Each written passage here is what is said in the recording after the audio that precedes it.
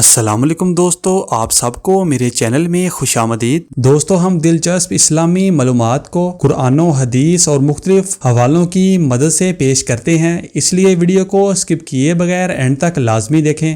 سوال ہے، حضرت دانیال علیہ السلام کو کتنے دنوں تک شیروں کے غار میں رکھا گیا؟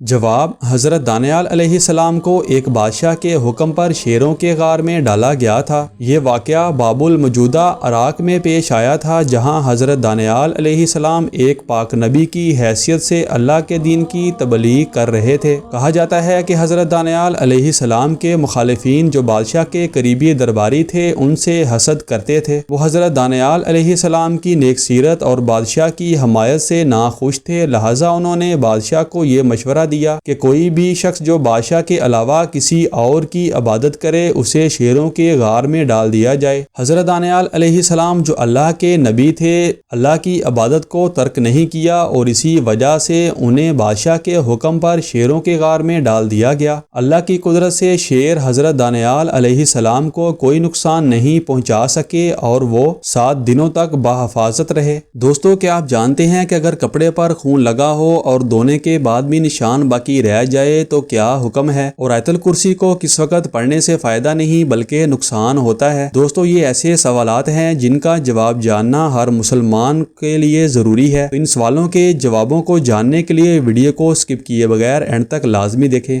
سوال ہے، حدیث پاک کے مطابق کھانے کے فوراً بعد سونے سے جسم کا کون سا حصہ سخت ہو جاتا ہے؟ جواب، حدیث پاک کے مطابق کھانے کے فوراً بعد سونے سے دل سخت ہو جاتا ہے۔ یہ اس بات کی نشاندہی کرتا ہے کہ کھانے کے فوراً بعد سونا جسم اور دل کے لیے نقصان دہ ہے۔ اس سے یہ سبق ملتا ہے کہ کھانے کے بعد فوری طور پر آرام کرنے یا سونے سے پرہیز کرنا چاہیے، کیونکہ اس سے صحت پر منفی اثرات مرتب ہو سکتے ہیں، خاص طور پر دل کی صحت پر۔ سوال ہے، کس پاک نبی کی قوم پر سب سے پہلے اللہ تعالیٰ کا عذاب آیا؟ جواب، سب سے پہلے حضرت نوح علیہ السلام کی قوم پر اللہ تعالیٰ کا عذاب آیا۔ حضرت نوح علیہ السلام کی قوم نے بہت عرصے تک اللہ تعالیٰ کی نافرمانی کی اور حضرت نوح علیہ السلام کی تبلیغ کو مسلسل جھٹلایا۔ حضرت نوح علیہ السلام نے اپنی قوم کو تقریباً 950 سال تک اللہ کی طرف بلایا، لیکن ان کی قوم نے نافرمانی اور کفر پر اصرار کیا۔ سوال ہے، 70 انبیاء اکرام کے مزارات کس مسجد میں ہیں؟ جواب، مکہ مکرمہ میں منی کی سرزمین میں مسجد خیف تاریخ اسلام کی مسجدوں میں سے ایک مسجد ہے۔ یہ منی میں سب سے بڑی اور مشہور مسجد ہے، نیز یہ مسجد بڑی بابرکت اور دعاؤں کی قبولیت کی جگہ ہے۔ مسجد خیف میں نبی کریم صلی اللہ علیہ وآلہ وسلم اور 70 انبیاء علیہ السلام نے نماز ادا کی ہے۔ چنانچہ حضرت عبداللہ بن عباس رضی اللہ تعالیٰ عنہ سے مروی ہے کہ حضور نبی کریم صلی اللہ علیہ وآلہ وسلم نے فرمایا، مسجد خیف میں 70 انبیاء اکرام علیہ السلام نے نماز پڑھی، ان میں سے حضرت موسیٰ علیہ السلام بھی ہیں۔ حضرت عبداللہ بن عمر رضی اللہ تعالیٰ عنہ بیان کرتے ہیں کہ رسول اللہ صلی اللہ علیہ وآلہ وسلم نے فرمایا کہ مسجد خیف میں 70 انبیاء اکرام علیہ السلام کی قبور ہیں۔ سوال ہے، وہ مقام کیا ہے جہاں حضور صلی اللہ علیہ وآلہ وسلم نے اپنا آخری خطبہ دیا؟ جواب، وہ مقام جہاں حضور صلی اللہ علیہ وآلہ وسلم نے اپنا آخری خطبہ دیا جبل رحمت کہلاتا ہے۔ یہ مقام حجاز کے شہر مکہ کے قریب واقع ہے اور اسلامی تاریخ میں یہ مقام انتہائی اہمیت رکھتا ہے۔ حج کے دوران یہاں حجاج ایک دن قیام کرتے ہیں اور دعا و عبادت میں مشغول ہوتے ہیں۔ حضرت محمد صلی اللہ علیہ وآلہ وسلم نے یہاں حجۃ الوداع کے موقع پر اپنا آخری خطبہ دیا، جس میں آپ صلی اللہ علیہ وآلہ وسلم نے اسلامی تعلیمات، حقوق و فرائض اور معاشرتی انصاف کے بارے میں اہم پیغام دیا۔ یہ خطبہ اسلامی تاریخ میں ایک سنگ میل کی حیثیت رکھتا ہے اور مسلمانوں کے لیے ہدایت کا ذریعہ ہے۔ سوال ہے، حضور صلی اللہ علیہ وآلہ وسلم نے بیت المقدس میں تمام انبیاء اکرام کو کتنی رکعت نماز پڑھائی؟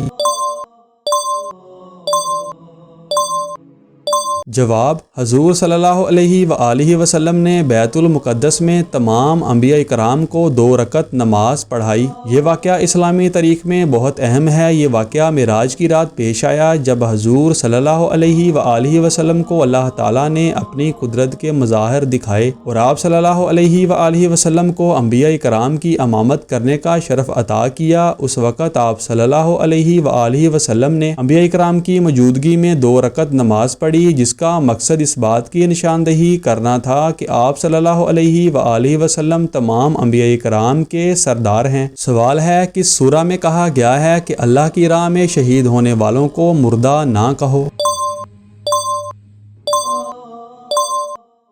جواب: اللہ کی راہ میں شہید ہونے والوں کو مردہ نہ کہنے کا حکم سورہ بقرہ کی آیت نمبر 154 میں دیا گیا ہے۔ اس آیت میں اللہ تعالیٰ فرماتا ہے، ترجمہ: اور جو لوگ اللہ کی راہ میں قتل کیے گئے انہیں مردہ نہ کہو بلکہ وہ زندہ ہیں لیکن تم اس کی حقیقت نہیں جانتے۔ یہ آیت اس بات کی وضاحت کرتی ہے کہ شہید اللہ کے نزدیک زندہ ہیں اور ان کی روحیں اللہ کی رحمت میں ہوتی ہیں۔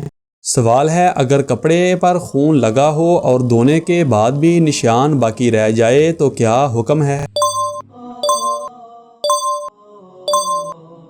جواب: اگر کپڑے پر خون لگا ہو اور دھونے کے بعد بھی نشان باقی رہ جائے تو اس کا حکم یہ ہے، خون کے نشان کو صاف کرنے کے لیے کپڑے پر اچھی طرح پانی بہانا کافی ہے۔ اس کا مطلب ہے کہ اس پر اتنا پانی ڈالا جائے کہ وہ خون کے نشان کو دھو دے۔ اگر نشان باقی رہ جائے تو اس کی حیثیت یہ ہے کہ کپڑا پاک ہے اور اس کے استعمال میں کوئی حرج نہیں۔ خون کا نشان باقی رہنے سے کپڑے کی طہارت پر کوئی اثر نہیں پڑتا۔ سوال ہے، آیت الکرسی کو کس وقت پڑھنے سے فائدہ نہیں بلکہ نقصان ہوتا ہے؟ جواب: آیت الکرسی کو بغیر وضو کے پڑھنا نقصان دہ سمجھا جاتا ہے۔ اسے باوضو ہونا چاہیے تاکہ اس کی برکتیں حاصل کی جا سکیں۔ دل کی نیت میں خلوص نہ ہونا: اگر پڑھنے والا آیت الکرسی کو ناپسندیدہ یا نامناسب مقاصد کے لیے پڑھتا ہے تو یہ نقصان دہ ہو سکتا ہے۔ اس کا صحیح طریقہ یہ ہے کہ دل کی نیت میں خلوص ہو اور اللہ تعالیٰ کی رضا کے لیے پڑھا جائے۔ ناپاک جگہ پر پڑھنا: اگر آیت الکرسی کو ایسی جگہ پر پڑھا جائے جو ناپاک ہو تو اس کی برکتیں متاثر ہو سکتی ہیں، مثلاً کسی غلیظ یا ناپاک مقام پر۔ دوستو، اگر آپ کو ہماری یہ ویڈیو پسند آئی ہو تو اس کو لائک اور چینل کو سبسکرائب لازمی کریں اور ان خوبصورت اسلامک معلومات کو اپنے دوستوں کے ساتھ شیئر لازمی کریں۔